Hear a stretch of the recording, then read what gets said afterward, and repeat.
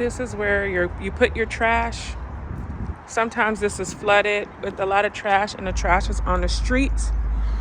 At nighttime, this area is very dark.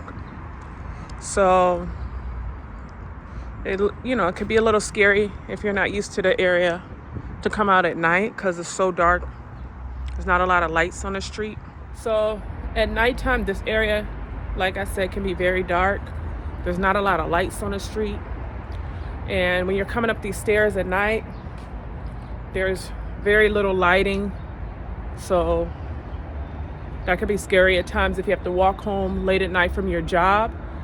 As a resident living here, a lot of people have to get off work late at night, but they don't have any choice but to walk in the dark and come down this area to get to their home. And of course, there's other streets that they can use, but at the same time, if they're in the building right here, this will be the closest or fastest way to their unit. But if you see it at nighttime, it could be scary to think about somebody getting off work coming down these dark pathways. They can get mugged. Anything can happen to them. So let's take a look at some of the other buildings over here and how people are living. What it's like to live in the projects. There's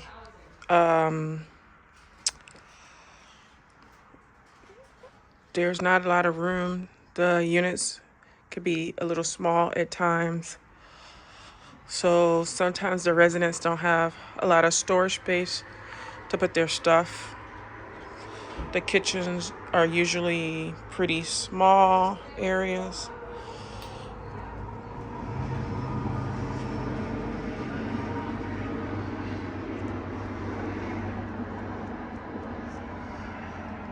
They do come with appliances.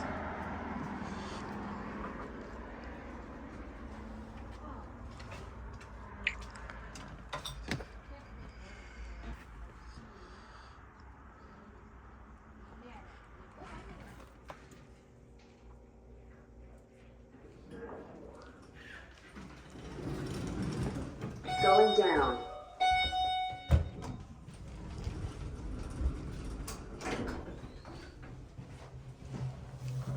So we're gonna head down to the basement area, and that is where the laundry facility. So we're gonna head down to the basement area, and that is where the residents here have to do their laundry.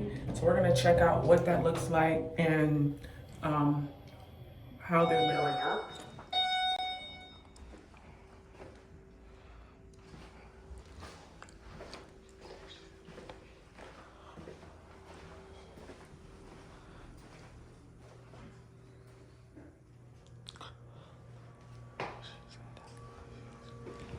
Now today the streets are a little bit cleaner, but there are a lot of times you can walk down the street. There's a lot of dog feces everywhere. There's spit everywhere, glass.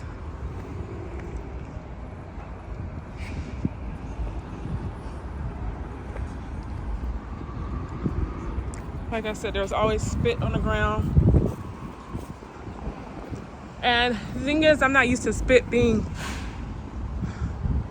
right in the walkway of your walking path. A lot of people, where I grew up, a lot of times people spit on they turn off to the side and spit. So they're not spitting your walking path. But here there's globs and globs of spit everywhere. And this is earlier in the day. People are at work. There we go, NYPD. People are at work right now. Kids are in school. So we don't want to get this lady on camera because she probably don't want to be on camera. Anyway, so as you can see, the neighborhoods are filled with trash and debris.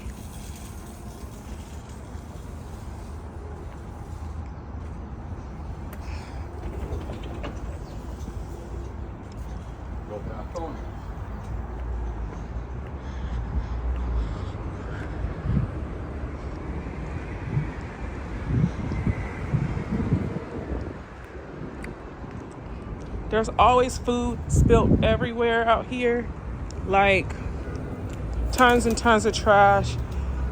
Like it's almost like people just dump their food out on the sidewalks. You know, they don't care about how they're treating the neighborhood. And of course, there's a lot of residents that do take care of the neighborhood, but then there's a lot of residents that don't.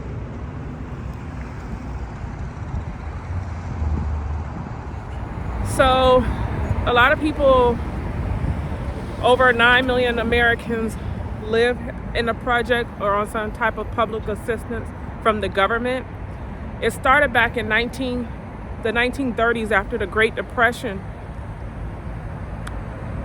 The president had to figure out a way to deal with the increased homelessness, the increased poverty amongst women and children. So they implemented the welfare system in order to help single mothers and people who were unemployed or on very low income. Once you get on housing, I don't know why my eyes got water. It looks like almost like I'm crying. But once you get on housing or welfare, it's almost like a trap for most people. It's hard to get off of it. A lot of times people are unskilled. Some of them are uneducated, unskilled to go out and find the kind of jobs that will allow them to make enough income to come off of it. In this city here, this side of town that I'm on now, average rent prices could be anywhere from like $1,800 to $3,000. And that doesn't sound like a lot of money to some folks. But if you're only getting a job that's paying you $9 an hour, you can't afford the rent. $12 an hour, you can't afford the rent, let alone food, healthcare, transportation, clothes, or anything else you and your children need. So there's a lot of businesses here, but they don't pay a lot of money. And there are a lot of immigrants in this area. A lot of people that can't speak English in this area. So the jobs are not going to pay them the kind of money that they need in order to be able to afford one of these places. Even if this wasn't Section 8 housing or project housing, government housing, even if it was at its regular rent, price that the city would charge, it's hard to be able to make enough money as a single mother or father to be able to pay that. There's a lot of jobs out here that not in this area, but other parts of town that pay about, I saw if you don't have a lot of skill set or don't have a degree, those jobs pay about $15, $18 an hour. Well, in New York, you got to pay a federal tax. You got to pay a state tax. They take out Social Security on you, Medicaid. That $15, $18 an hour job turns into like a $12 an hour job. And people can't live off that, So coming off welfare is very hard for a lot of the residents over here, even if they want to, even if they desire to. And it's easy for other people to look down on people and say, well, I'm tired of paying for you guys. I'm tired of my tax dollars going to, helping you and your family. You need to get off welfare. You need to go get a job. Well, as of this video, we got a mass layoff problem in the tech industry. We have federal workers getting laid off. We have people in all sectors that are crying on TikTok talking about they're laid off and fired from jobs. They haven't been able to find a job in 1 to 3 years. So you got people who have college degrees, MBAs, and they can't even find a job right now. And then you're gonna tell someone who's on welfare, who has to find childcare for their kids, which costs money, who has to get out here and battle these high rents, and who has to go and try to find a job to pay them enough to do it. You're telling them to get off of welfare. But if they get off welfare, where would they go when the people who have degrees can't even can't even find work right now. The people who have degrees that want to work are begging for jobs right now. And they can't find nothing. Some people have been out of contact with me telling they've been out of work up to 3 years. I thought it was a joke. I was like, there's no way you've been out of work 3 years. Thinking it might be something on their resume, thinking maybe they don't have enough skill set to get a better paying job. No, these people have the skill set. They have the college education. They have the resume and the job references. And they're struggling right now to find work. And we're trying to bring 9 million, 12 million people off of welfare and telling them to go out and find work. We're tired of taking care of them. But if they were, let's just say they were qualified, they came into the job market. They were like, yeah, all right, we'll get off welfare. And they came into the job market. Now they're coming up against all you guys who are like struggling to find work. And, you know, companies could probably pay them a little bit less because they're not as skilled as the people with a bachelor's and a master's degree. So, gotta be really careful, you know, how you're viewing people who are on welfare, who have to live in the projects. You gotta be very careful how you're viewing them and how you're, you know, what you're saying behind your computer screen. You know, it's easy to be able to attack people and talk crap about people when you're not in their shoes. It's so easy. So if you are someone who is on welfare and you really want to get off, because living on welfare is not easy. The housing is not, you know, always considered the best quality housing. Even a place we went to, some of the people I talked to said that's actually considered nice housing. For housing, that's considered nice housing. So there are some places that look, you know, even more deteriorated, even more, you know, beat up than the place that we went to see. So if you're a person, you're like, hey, I'm ready to come off housing. You know, I want to provide a better life for my children, for myself. The number one way to get off of housing and to try to do better for yourself and your family is you got to go get a skill set. You got to go get training. A lot of these cities have training, free training for jobs. So what you got to do is you got to get the training while while you're on welfare, while you have your housing covered, your food is covered through, you know, food stamps, things like that. Your benefits are covered, your health insurance, Medicaid, and things like that are covered. While you have those things working for you, take that time to go get maybe a lower paying job if you have to, because you can't get when you're on housing, you can't get a really high paying job. Not saying you should be able to get the benefits and get a high paying job, but the double-edged sword is when people are trying to come off of it, they need 6 months to a year to build up in order to come off of housing and food stamps and welfare. Well, as soon as the government or the city finds out you're making a certain amount of income, they take you off and you may not be ready. You don't have anything saved up and you may not be ready to come off because you need time to save your money and invest your money and come off of it, right? Well, it doesn't give you that time. So as soon as they find out you're working or you got a little money coming in, they could pull your housing from you. They could pull your food stamps from you. And then when they do that, you're left with trying to figure out how to get housing in a city that's already having a housing crisis, where the houses are the rent is so expensive already. So what you have to do first is you gotta figure out what you're gonna do as a career. That's like the number one thing. What do you want to do as a career?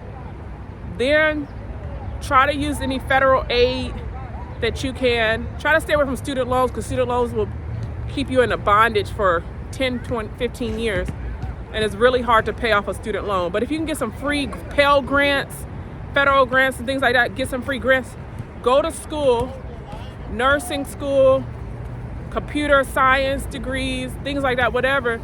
Go to school and get a physical therapist,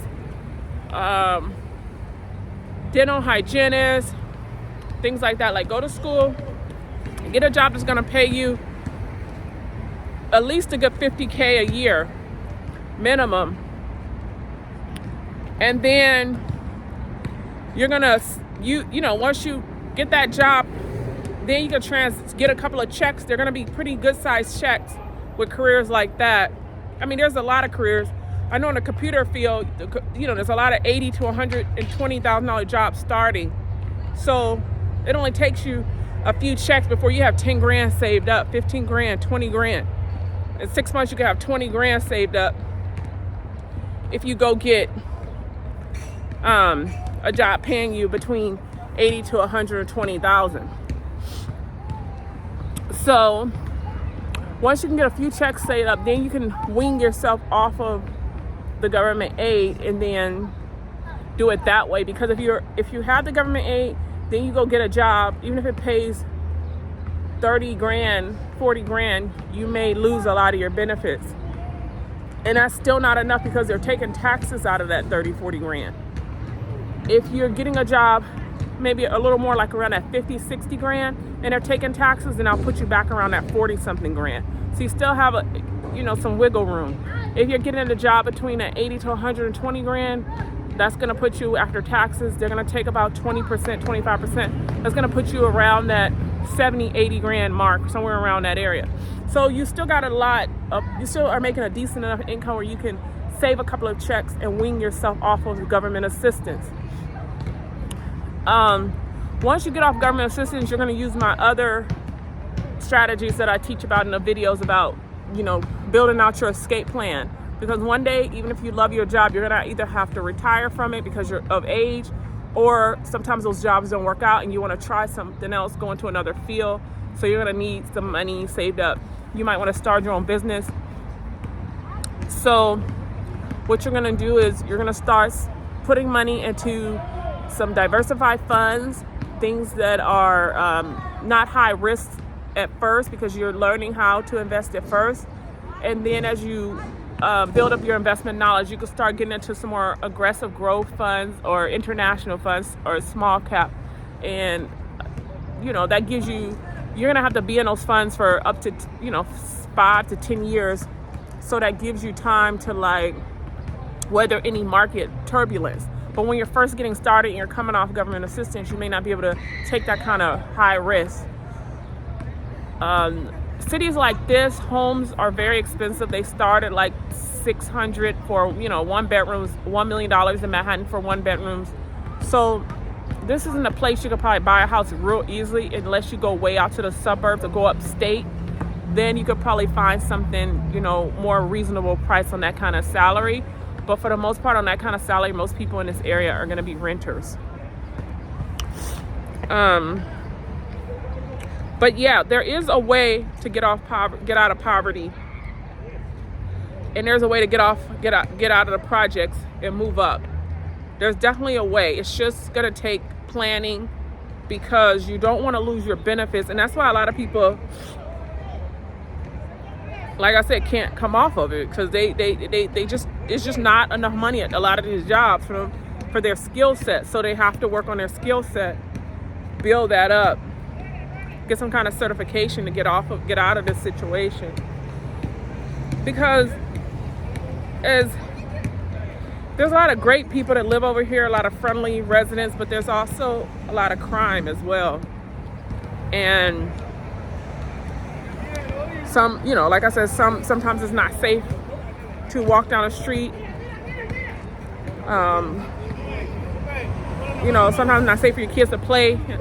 There's kids playing right now, but sometimes it's not safe for kids to play in certain areas and be out by themselves. So, it's not the ideal place that most people want to be in for the rest of their life, but at the same time, they can't find a way out. So, you know, reach out to me if you need any help, because I do help people. I've been in this situation myself when I was growing up as a kid, just living in not necessarily the projects, but just low-income housing as a kid. So what I did was, of course, I was a teenager when I first started working. So once I lived at home with my parents. So once I started at fast food restaurants, then I was able to build my resume and work at some better, nicer places. So then I was able to make 40, 50 grand. Then I was able to go to college and then work in corporate America. So I was able to gradually come up, not have to repeat that cycle of poverty, welfare. But at the same time, I was younger. I didn't have to start where some of these people are starting. So I was able to make that transition, whereas people who are already in this situation, they're just finding it hard to make the transition.